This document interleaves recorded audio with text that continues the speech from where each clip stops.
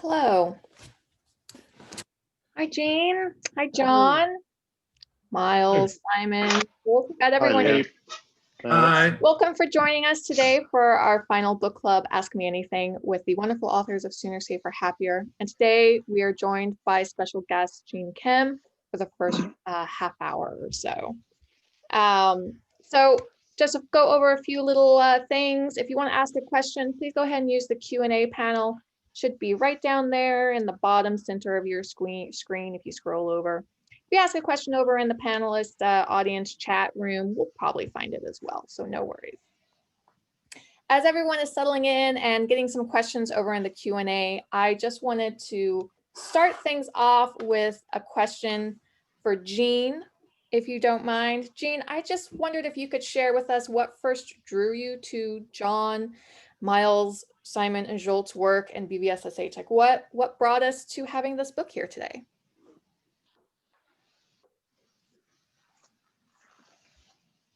Oh, one sec, Jean.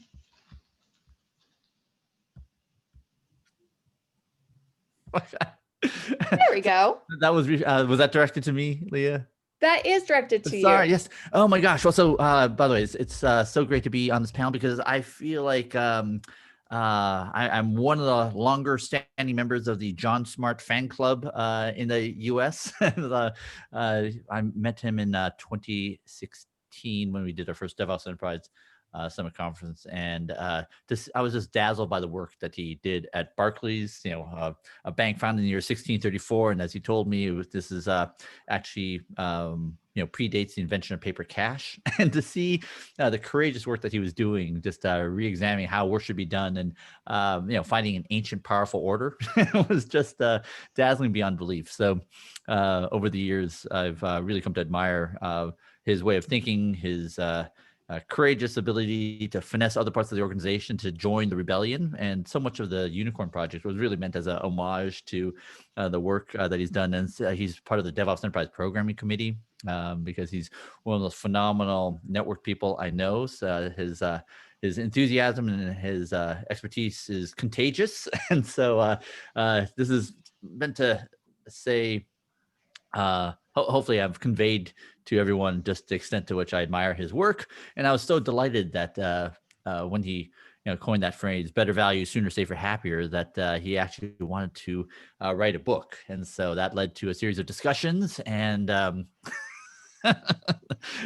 after an amazing process with his amazing co-authors, I mean, it was just so amazing to see what came out of it. And I think it's, I don't think it's an overstatement to say that I think it's an important book. And I genuinely believe that this will be integrated into, all the MBA curriculums, in the decade, that they will be considered, what is necessary in terms of leading and managing organizations that need to achieve important goals, because the practices that over the last 100 years will not get us from here to there. So that is very concretely, I think, how we got, at least my perspective on, how I got sucked into this great adventure. Great, thanks for that little intro, Jean. And I just wanted to give you a chance, Jean, if you have any specific questions for John and the co-authors here today, before we start jumping into some of the audience questions. If there's one big burning question that you have for them around Sooner, Safer, Happier, let's hear that now. Yeah, for sure. In fact, I have this question is not just for John, but all of the co-authors. Absolutely. What was your biggest surprise, and what did you learn in the ordeal of writing a book? Congratulations for getting it done and getting it out there. I would love to hear kind of what your own aha moments were, because many people start a book, but few finish. Yeah, and thank you, Jean. And it's an honor to be part of the Seniors, which you've created. So it's the respect is mutual, most definitely. It's a privilege to be part of IT Revolution and part of the stable. In terms, the biggest learning for me is how unagile book writing is, and how waterfall the entire process is. I did try to have some agility by writing blog posts, the kind of spikes of the chapters. But it's interesting how I think the book publishing industry hasn't changed since books were first published, whenever that was, in the year zero. Hey, we use computers now. Do you? Okay, cool. Yeah. How about anyone else? Did you have learnings from writing the book?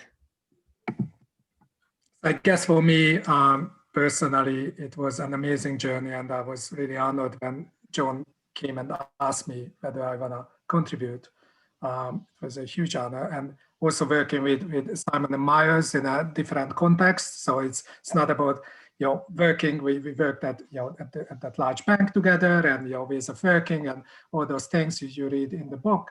But then working together in this specific context and then we met like in Copenhagen with Simon many times, and in pubs, and then we were sharing our knowledge and helping each other. So it was an awesome journey together.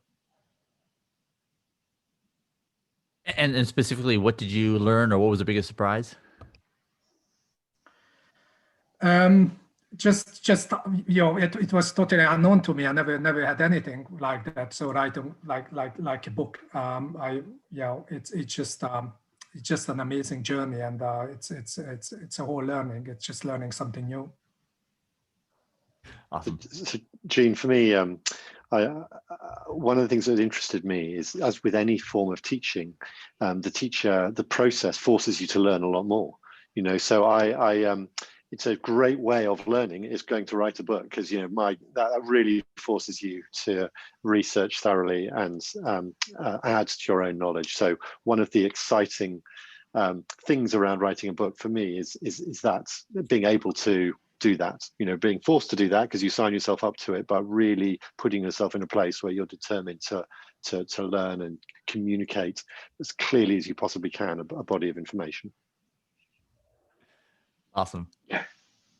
And I think for me, the big learning, just a surprise on the scale as much as anything, was just the getting the book done is just the start. And then the process of engaging with the readers, through this, we are doing meetup after meetup after meetup, and just engaging with the community. We knew it was out there, but starting to engage with it as authors is a whole different level of engagement. It really is. Awesome. Yeah, and by the way, it's for those of you kind of in the thinking about the publishing process. I mean, for me, one of the things that Malcolm Gladwell, who wrote the book some about 10,000 Outliers, and one of my favorite books, Tipping Point. I heard an interview of him, and he said he actually hates writing books. It takes so long, right? 3 hours, right? His actually preferred form is like magazine articles, because it feels more like, the gratification cycle is much shorter. And I actually prefer the longer form writing style, just because it requires a clarity of thinking that just takes years, right? And so I'm not saying that it can't be done in smaller batches, but what I love about it is the fact that the first things you write are actually the worst, and there's something about the ability to spend years on a book that makes it so rewarding for me. Congratulations again on the book. I learned so much from it, and one of the things I love so much about it is that it takes so many of these principles, and there's just I can't think of any group that has come up with a more pithy way to describe them in a way that is easily accessible, simultaneously ridicules the old way, right? Not in a mean way, but shows the absurdity of kind of the way we typically have done things, and with such clarity point to the way that we should be thinking and working. So yeah, congratulations on the book. I love it so much. Leah, that was the one question I wanted to ask. Right. Well, I think we've got several questions over here in the Q&A, so I think I'll start with one of them. From Ray, this week an article in the Wall Street Journal went into detail around the software delivery challenges at Volkswagen and its difficulties in catching up to the rival Tesla. Volkswagen CEO stated that change is coming and VW must move faster. The global transformation of the industry will take roughly 10 years with or without Volkswagen. The pressure and demands on knowledge workers to do more in less time appears to be dramatically increasing. What are effective ways to get leadership on board to attempt better ways of working and slowing down now in order to speed up later? Thank you, Ray, for your question. The VW example is a really interesting one, where I can't remember the exact number, but it was an enormous amount of money that VW invested in software. I was reading that just yesterday. I was reading that case study. Was it 50 billion? 50 billion, yeah, an unbelievable amount of money, 50 billion. And I was reading that article yesterday. What I remember from it was the software is buggy. You can't do real-time updates. You can't do over-the-air updates. People who bought the cars with the software in I think it's electric vehicles, isn't it? They're going to have to take them back to be serviced, to get a software update. So it's showing, I think, a positive intent of trying to head in the right direction, but then kind of pretty poor execution and clearly not having a strong capability around software. I think I sense that BMW are doing a better job of it, and BMW quite well publicized as, again, recognizing some time ago that their success, if they don't want to just sell a metal body, they need to be good at information technology. And more than half the cost of a new car is the software. So to get around to the question and the answer, what are effective ways to get leadership on board to attempt better ways of working? I think my first view is it's pull, not push. So leaders, so I think the question is everything okay? Do you have any problems? And if everything is okay and there are no problems, then you can't inflict anything upon anybody. So it needs to come from within. And so when I engage with leadership teams, the question is, why? Why change? Simple as that. Quite often, leadership teams don't have a common understanding of why they are looking to change. And there will normally be one or two people in the room who think that they don't need to change. So a common understanding of why is super, super, super important. Sharing that articulation of why, or even co-creating that why with colleagues, is super, super important. I think kind of the first rung on the ladder is, why are we changing? The second rung on the ladder is, what are the outcomes we're trying to achieve? And that's the central message around better, value, sooner, safer, happier. It's not agile for agile's sake, DevOps for DevOps' sake, lean for lean's sake. It's around, in our experience, better, value, sooner, safer, happier, quality, value, time to value, safety, and happier colleagues, customers, citizens, and climate. So have a clear why, invite participation, focus on the outcomes, and then the very explicit, that's slowing down in order to speed up point of the question, of raised question. Personally, I have a very explicit narrative with organizations, which is achieve big through small, not big through big. Apply an agile mindset to agility. And you have to start small. Think big, start small, learn fast. Because this is emergent and it's unknowable. And the only way you'll know is by acting. So therefore, start small. So that's some thoughts from me. I don't know if Miles, Jolt, or Simon, you've got anything you want to add? When I think of, in terms of Volkswagen, in my mind is very much still the emissions and challenges there. And throughout the book, we talk about psychological safety. For me, there's something fundamental there for Volkswagen to reflect on. And again, as John said, you can only invite that if that's part of their why change narrative around the regulatory adherence, then you could start to offer ways forward for them, but it has to be pull. I just add to that often we see that things are not measured at all. So you can't improve flow if you don't know what flow is and how long things are taking to get into production.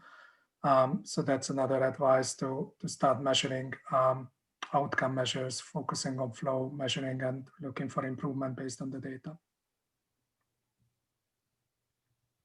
Great.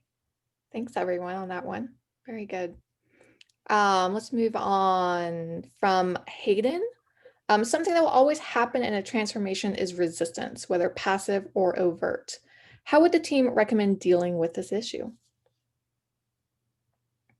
My personal view on this, and thank you, Hayden, for your question, is is that the words convince and resistance shouldn't enter your vocabulary if you're going about change the right way.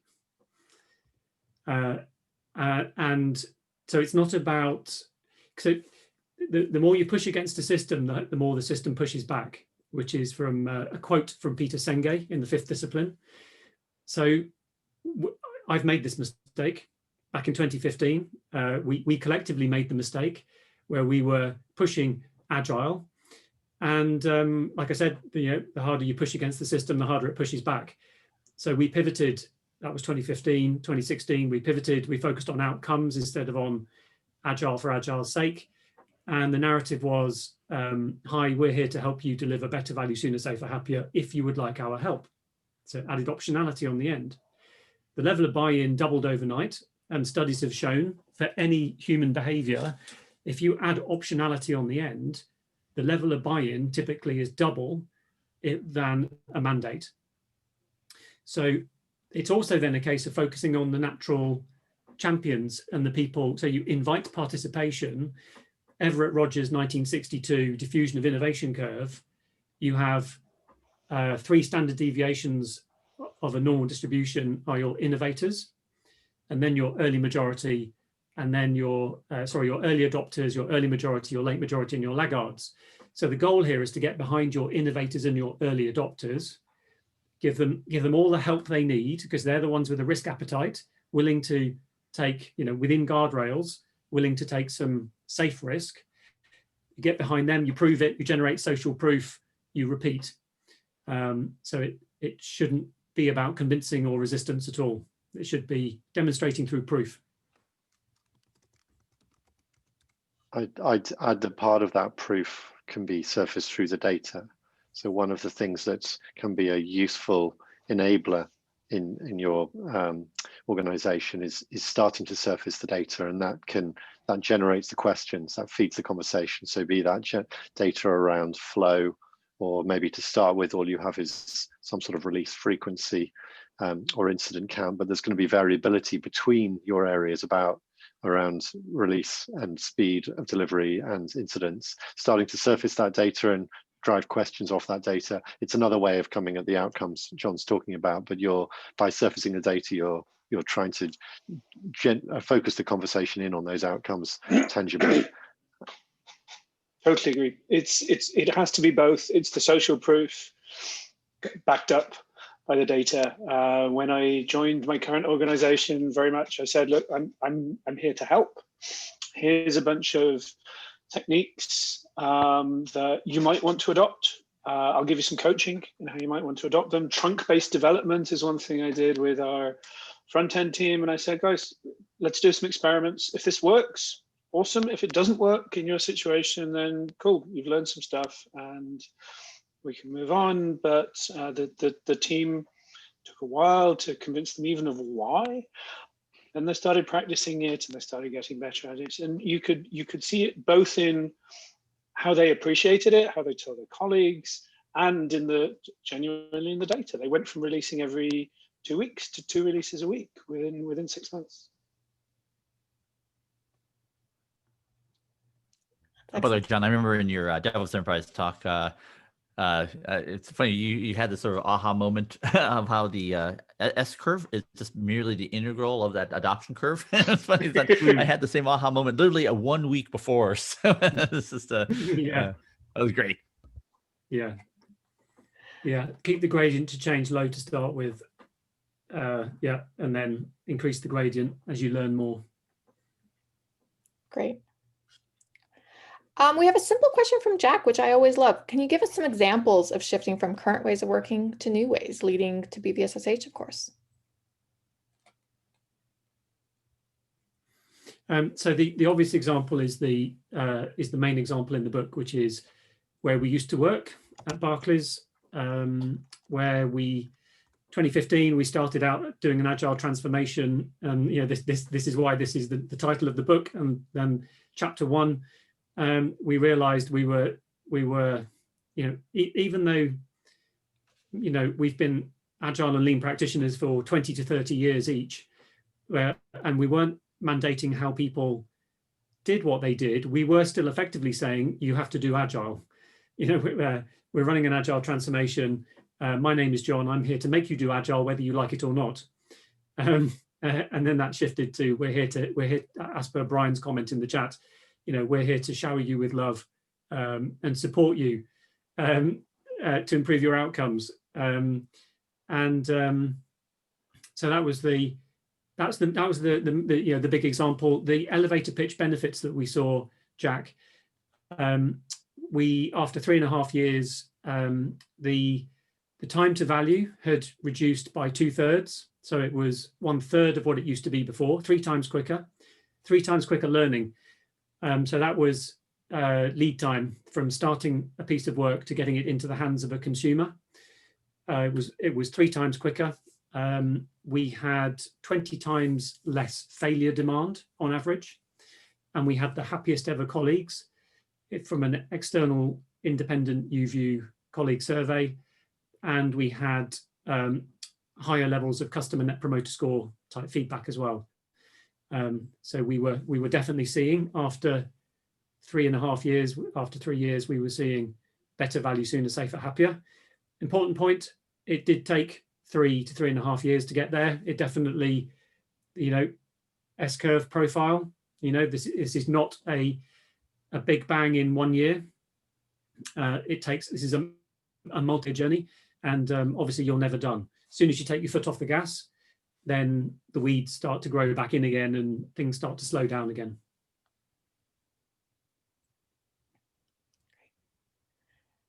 There's a few, if I know, Leah, just to say, yeah, I mean, there are obviously other case studies in the book. One of the organizations I've been working out more recently, their throughput was around twice the speed after 2 years.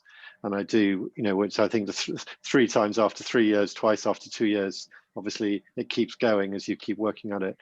But the other case studies in the book will provide those examples of other organizations that are living with these new ways of working. I think just to add to that is we're seeing great numbers across the organization, but also we ran awards. So we ran Better Value Sooner, Safer, Happier awards. So we're seeing teams showing their journey and great results. They achieved great outcomes, and we had like 80+ nomination every year. So that's just the big numbers there. Yeah, I'm curious. What were the earlier drafts of Sooner, Safer, Happier? Better Value, Sooner, Safer, Happier. Like, what were the phrases that didn't make it in your data correctly? Great question, Gene. So the first version was better products faster, safer, happier. And with an agile mindset, we pivoted the key outcomes we were looking for. So we pivoted from faster to sooner, because as per the chat, this is not about a feature factory. And the risk of the word faster is that people think it's a feature factory, just churning out more and more stuff. So the word sooner is very deliberate instead of faster. So when you reduce your lead time, you don't want your throughput to go up by a corresponding amount, because you want to take some of that time back to innovate. Improving daily work is as important as daily work. Speaking to the customer and so on. So that was faster. Products, we pivoted from product to value, because it's not a product for a product's sake. And a common trap that organizations fall into is a product becomes a self-fulfilling prophecy with a product owner and a backlog. And the product owner, the common narrative is the product owner forgets to speak to the customer. So you just get this self-fulfilling prophecy of an agile team producing stuff. So we very much focused on value, and we measure value through OKRs, objectives and key results. And the key results are leading and lagging value measures. Excellent. That's great. Thank you. Thanks so much. We're about halfway through our Q&A here. Gene, I know you maybe need to run in a few minutes. You're welcome to continue to hang out with us if you like. If not, I want to give you a moment to ask any further questions or to say a lovely goodbye. Yeah, one parting question is, so in the domain of what you wrote about, what was your biggest learning in terms of in the process of writing? Like, what was your biggest surprise? Biggest surprise in the process of writing? Like, what did you learn about leading technology organizations in the process of writing the book? For me, it was it's the Boeing case study in the book, which, as you can tell because of the length of it, I really got quite into that one. Yeah. So the Boeing story is it just blows my mind. And as recently as Tuesday of 2 weeks ago, you're probably aware, there was a $2.5 billion settlement back in court. And that settlement was to avoid criminal charges. And in the press statement from Boeing, they blamed 2 former employees. So still, the essence of that Boeing case study is a lack of psychological safety and prioritizing cost and schedule over safety. And it just astounds me that even 2 weeks ago, like, they blamed 2 of the test pilots. That was my biggest learning. Super interesting. Sounds like Miles. For me, yeah, the safety differently movement was something I came across when I was researching chapter 6.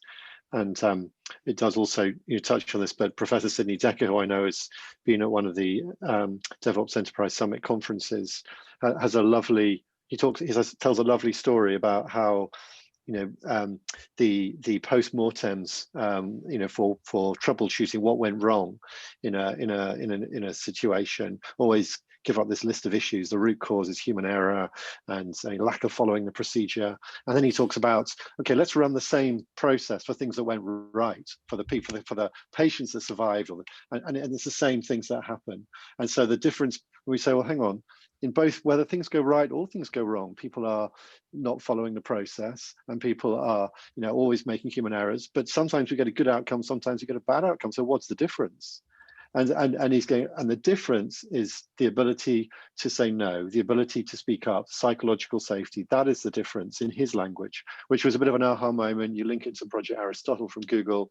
There's a very powerful thread coming through the stuff. Excellent. Thank you. John, I'm still waiting for that full book on Boeing, just so you know. Yeah, no problem. Gene, thank you so much for joining us. Continue to hang out if you got the time. Yes, I'm going to Otherwise, move to a phone. If you can maybe demote me to audience member, I'm going to be Absolutely. listening with rapt attention. Thank you all. Thank you, Gene. Great job. Congratulations, everyone. All righty. We've got a number of questions over here, so I'm going to jump in with one of the next ones. What were some of the open doors you found in your mission to drive changes in ways of working in traditional organizations?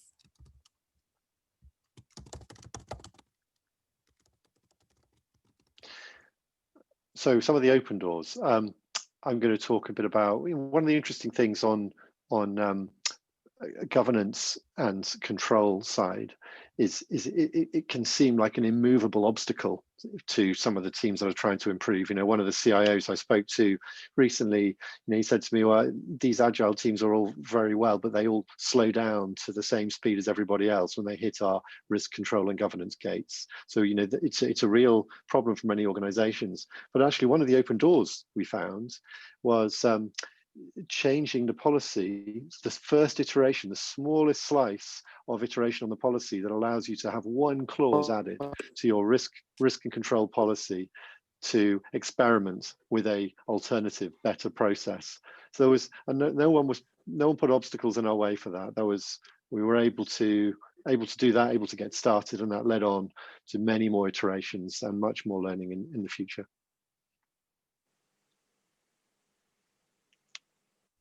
And if I can add to that, so first of all, hello, Dara. Nice to have you here. I can't see you, but hello, Dara. Thank you for your question. So a reflection on this question: if you have incentivization and support from an executive committee from the top table, you will find that a lot of the doors will open when you knock on them. If you don't have support from the top table, from the exco, you will find that a lot of the doors will not open because people are not incentivized. to have the conversation. So I think that's my broad answer to your question. If a traditional organization, if there's backing from the exco, the doors will open. If there isn't backing from the exco, the doors won't open. Great. All right. Question from Anna. What do you see as the unique challenges for public sector in applying the principles of BVSSH? Are there any? My personal reflection is that the learnings from the book and our learnings the hard way and ways of working, and now in my current role where I am working across industry sectors, it is agnostic of industry sector. It is the learnings for modern ways of working apply in any context which involves organized human endeavor. It can be commercial, it could be public sector, it could be government, it could be a charity, it could be military, any form of organized human endeavor, these learnings apply. So in terms of that question, I don't actually see any unique challenges for public sector. It's the same challenges that every group of people trying to do something face. Great. Looks like everyone else is nodding their head, so I'm going to take that as a same from everyone. Yes, okay. Let's see, from Jack. Speaking of traditional delivery methods, book publishing and Waterfall, from the BVSSH lens, what are some steps to improve that? Which are the patterns to start with? Which are the anti-patterns to break first?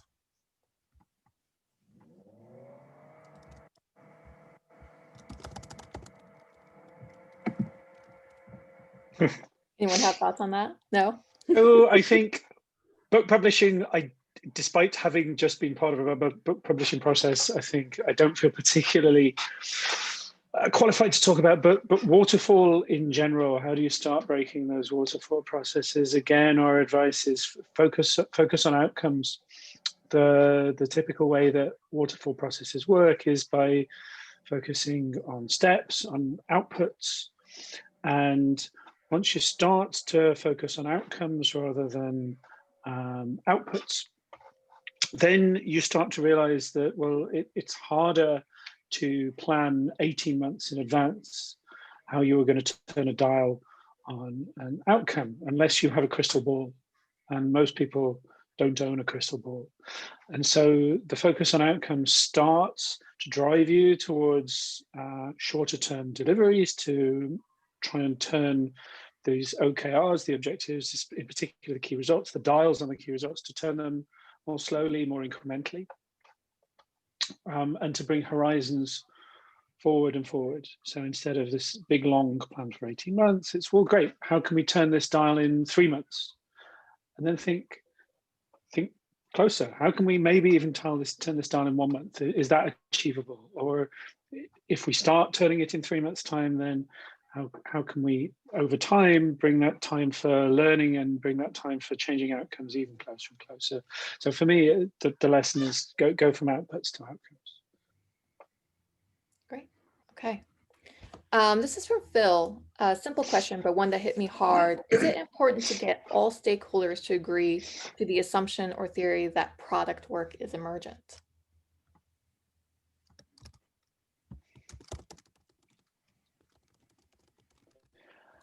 This one is hard. I think, again, as before, convincing everybody of something is a hard way to go about things. So again, demonstrate by proof, do big through small, show people that these outcomes are emergent. Some of them might not be. So if we talk a lot about the Kinevin model in the book of complex change being emergent. Some of what you do in your organization might be complicated. It might be that actually you're better applying something lean to it. It's less and less likely these days. More and more work in the age of digital is emergent, absolutely. But I think convincing through examples and focusing on outcomes really, for me, is the way to do that. Yeah, and I would I would just add to that. It's convincing is probably maybe not the right approach. Trying to convince somebody instead of going with the social proof. So going with the innovators and early adopters and do product development and focusing on outcome and start small and have a social proof, then others gonna join that. Oh, they do something awesome. So how do they do that? We start small and then we prove it, and we have a feedback loop established, and we have data to prove it. Then others, the early majority, gonna join because we have a social proof. So it's pull and not push. So invite over inflict. So and there are at the organization there are always innovators and early adopters who wanna go with the new ways of working. And this question is, so one of the anti-patterns and patterns is in chapter 4, the leadership chapter. The anti-pattern is having a deterministic mindset, and the pattern is having an emergent mindset.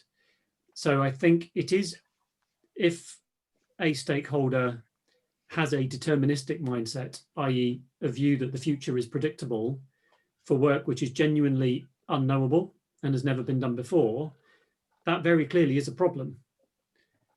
And that is the traditional mindset, which is we can have a Gantt chart with a predetermined solution and definition of success. And I hear this a lot in traditional companies. The definition of success is hitting a milestone. It's like, no, it's not. Definition of success is maximizing, the most value in the shortest time, balanced with quality and happiness and safety.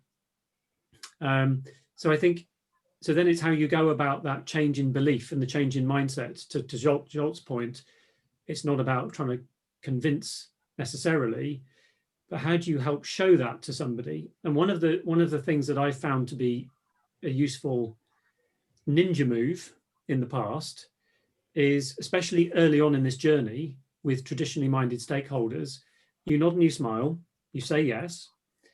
If somebody asks for a Gantt chart, you give them a Gantt chart. You've only spent 2 minutes on it. In the meantime, you start showing them a working product.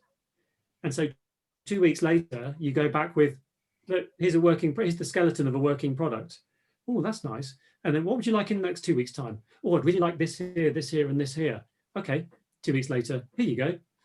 And in my experience of actually trying to look over here instead of looking over here, the previously traditionally minded stakeholder has forgotten about the Gantt chart, because all they really care about is, the product and seeing it evolve and value. And that previously, in a waterfall way of working, the comfort blanket is the Gantt chart with a fake belief that it's progress. Okay. All right.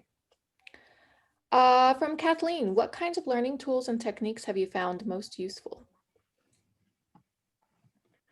So, so learning is so important. As Dan North was saying, the biggest impediment is ignorance. So there are various patterns we've seen working, and this is all around. The problem is all around that the knowledge and information are in bubbles within the organization. So we don't know where the knowledge and information is actually sits within the organization. So connecting those disconnected learning and information bubbles is a good pattern, and there are various ways of doing so. So one we mentioned, running an award. So actually, when you try to go to teams and select teams and go there and get some journeys and success stories, it's proven to be really hard because there is no time, and also you don't even know who to go to because discoverability of knowledge is limited because you just don't know where the knowledge is. So then running an award, then people and teams nominate and teams for the award, and then you have a large number of teams actually sharing, and that leads to accelerated sharing and learning. Another way of doing that, internal mobility. So if you have the ability for team members to actually go and work with other teams, and that could be that engineers can go and work with other teams, so upskill the teams and upskill themselves. And I've seen this working on a rotation basis at a company which worked really well. on conferences like link coffee sessions, open space sessions, so open space agility, open space where invitation based, where there is no agenda, so people bring the agenda and they actually co-create knowledge. Communities of practices, that's another thing where there is a common interest, so then people come together, share and learn together. And there are many patterns and ways to connect teams and share and accelerate sharing and learning. Great.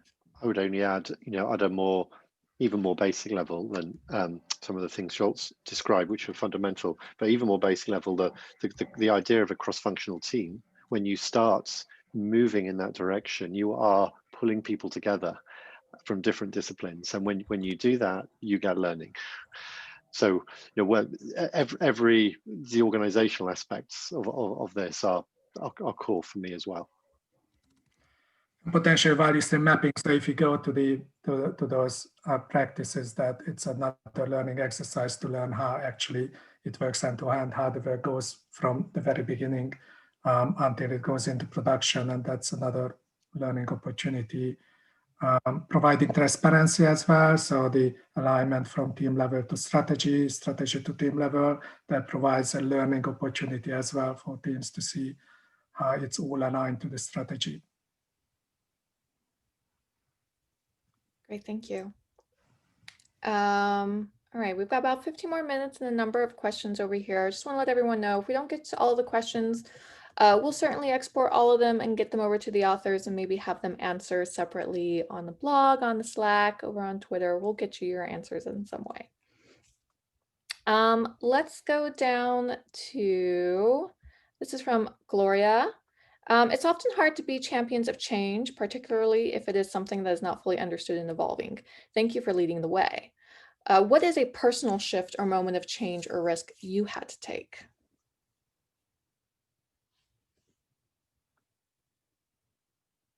So I had to take a decision when my line manager in the organization we used to work at decided that he no longer wanted to have anything to do with change, and he had other priorities to focus on.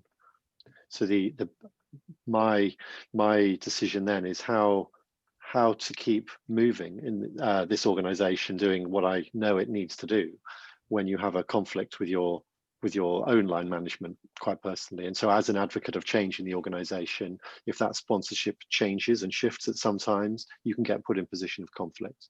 So those are moments when you take decisions about what you're really going to do. And in my context, I was able to find ways to keep going exactly with what I wanted to do, and also to accommodate the new demand coming in. But I certainly wasn't going to let go. And in that context, there was enough freedom to do that, so we could keep things moving. But the bravery and courage is kind of needed at times in these roles, as I'm sure the questioner understands.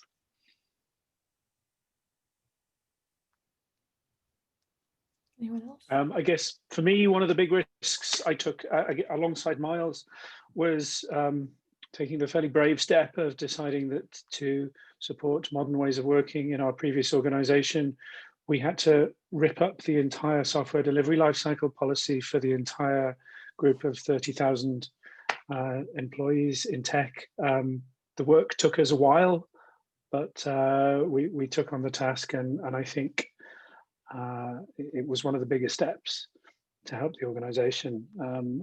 It was a step into the unknown because somebody else, an entirely different department, owned it, and we stuck our hands up and said, look, this simply isn't going to work. It's going to be a blocker to better value, sooner, safer, happier. We need to do something entirely different. And I think just to add, for anyone helping to improve the system of work at a traditional organization, it needs a thick skin. It needs a lot of personal resilience,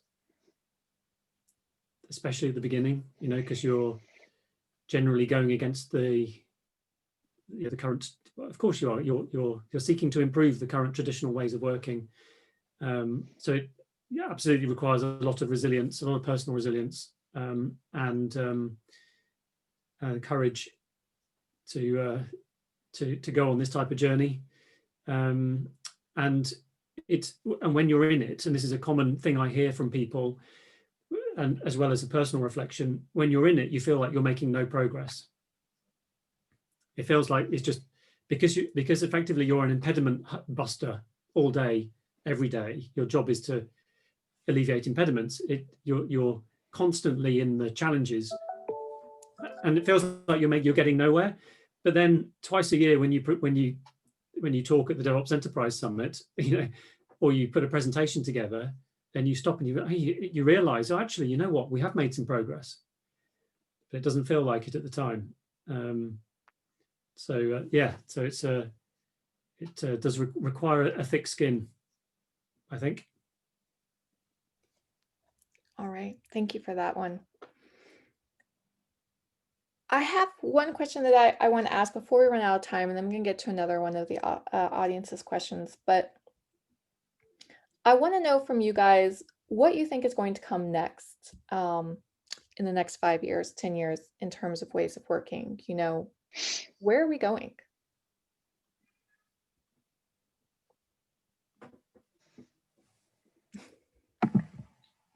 No one wants to make a prediction? I think it's an interesting question. I don't read the future. I don't know. But what's fascinating for me is that I think Joe mentioned Peter Sang. Like in the early 80s, he wrote the book of the Fifth Discipline. And if you read that book, so lots of things already in it, and it's awesome case studies and everything. And so it took 40 years to get, and that learning. It takes long time to learn and unlearn and learn. So I think it still needs to go on. So it's if you look at that curve, it's still a lot to go on for many organizations to actually just learn the things we are talking about here, the things we have in the book, and from Peter in the early 80s. It just takes long time. So learning, sometimes we are in bubbles. So connecting those bubbles from everywhere, it's going to take time. I don't know what is the next, but I think it's still going to go on for a while. I think it's because to build on Jolt's point, 5 years is actually not a very long amount of time. We've got the 20-year celebration of the Agile Manifesto coming up. The origins of Agile come from manufacturing in Japan in the 1970s. So the thing we call Agile is 50 years old, and firms are only really embracing it outside of IT now, really. So 5 years isn't long. And so there's plenty more room for improvement in terms of agility, in particular outside of IT. So whole company business agility, including procurement, HR, finance. Finance seems to be always one of the last barriers and impediments, I think. And also the word happier in better, value, sooner, safer, happier, especially with the pandemic, more around more humane ways of working and, more balanced ways of working, more psychological safety, more autonomy, empowerment. I think hopefully we continue to see a more of that. I'd agree. And back to more sort of original Agile, even in IT, one of my favorite patterns in the chapter I wrote is the Agile Hollow Shell, about how organizations take on things like Scrum without doing Agile engineering practices, the old extreme programming practices, which again, at 21 years old, predate the Agile Manifesto. All of these things, at least many of these things, test-driven development, are novel 20 years on to many, many technology organizations. So much of this for me is back to the future, and it's relearning lessons that some of us learned 20 plus years ago. That's a great point. A lot of people want to think about, okay, this is what we're doing now, but what's going to come next? What's going to come next? And it's good to remember that this is 20 years old, 50 years old, and we're still learning. So it's not about what's next. Let's do this well first. All right, there's a couple questions over here. Oh, sorry, go ahead. No, I was going to say, I think there's a, when I was younger, Google was hiring very aspirational place to work. The reason it was aspirational is because of their, some of the ethos and ways of working there. As we see those same cultures and attitudes being adopted more widely across all industries, I think the super exciting thing here is to achieve that happiness or enthusiasm across all industries, to achieve the ways of working for people in jobs. That is where the really exciting development is going to be. The social benefit that could come from that is quite astounding, really, if compared to some of my experiences of the inside of organizations in the past 30 years. So I think the future is extremely exciting and positive, but we need to get on with it now and help organizations really get through it. Excellent. Thank you guys so much. There's a few different questions here in the Q&A that are a little bit related, so I thought I would kind of meld them together. There's a few questions about how to apply BVSSH to organizations that are both software and not. We're thinking like watches and stuff with tech, of course, Volkswagen, car with tech, and to contracting industries where you are very much set to deadlines. I wonder if you guys have any advice in those areas. So one on the IT and non-IT, so it's whole enterprise agility. So it's focusing on the whole end-to-end. First of all, so it's not just dev, not just ops, not just DevOps. It's biz and everything together. So it's end-to-end, and it's also not only IT, but outside IT, the same patterns work. So we had a good experience with internal audit, not only learning how to audit teams doing modern ways of working because they needed to learn, because they needed to audit, but also they started working in a modern ways. So also compliance, so and finance. John mentioned finance. So it's outside IT have same patterns can apply. So it's whole enterprise agility. And I think to the question, how do you apply BVSSH in contracting firms where customers typically want engagements for fixed duration with fixed deliverables with milestones? I think you don't. If the contract is a fixed solution for a fixed date, then that is not applying an agile mindset. It's not catering to emergence. It's not catering to better value, sooner, safer, happier. So how you would do that differently is you would articulate a desired outcome hypothesis contractually.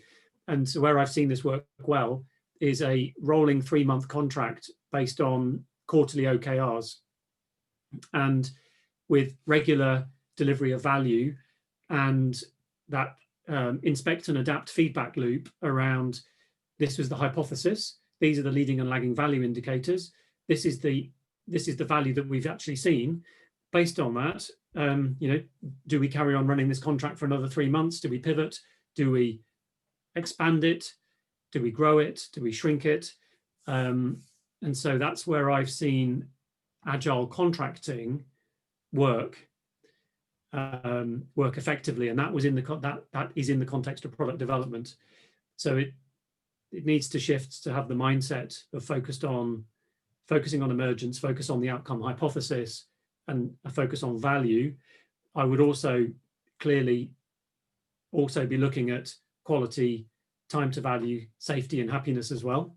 So a balanced set of measures. We've seen in the State of DevOps report, the mediocre performers have reduced their lead time, but the quality has gone down and the happiness has gone down because they're working people harder, not smarter. So I would look across that set of balanced outcomes with a kind of outcome-based rolling contract is what I have seen to work. Great. Thank you, guys. All right. I just want to open it up if there were any last comments or questions that the authors wanted to answer before we say goodbye. Everyone's good. Okay, great. As I mentioned, we have a number of outstanding questions. We'll be exporting those and sending them over to the authors for you guys all, and we'll find a way to answer them off the call. I just want to thank everyone for joining us today. Thank you to John, Miles, Jolt, and Simon. It's been wonderful hearing from you, and we look forward to continuing to hear from you in the future as well. To all of our audience members, thank you for the wonderful questions and the engagements. As always, we love hearing back from all of you on everything that we're doing here at IT Revolution. So with that, we'll be posting the recording once it is ready so you guys can refer back. And I want to thank everyone one last time. Have a wonderful weekend and a great rest of your year. Thank you. Thank you. Thank you, so everyone. much. Thanks. Bye-bye.